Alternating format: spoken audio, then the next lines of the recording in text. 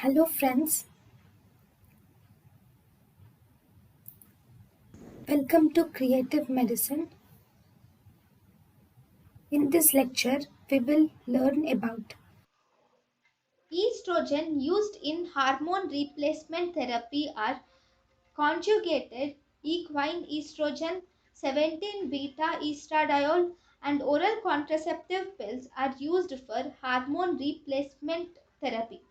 Special indications of hormone replacement therapy. Hormone replacement therapy is indicated in premature menopause, surgical oophorectomy, and Turner syndrome or gonadal dysgenesis. Only normal indication of uh, hormone replacement therapy is hot flushes, which is given within 10 years of menopause, and the hormone replacement therapy is given for 3 to 5 years for hot flushes.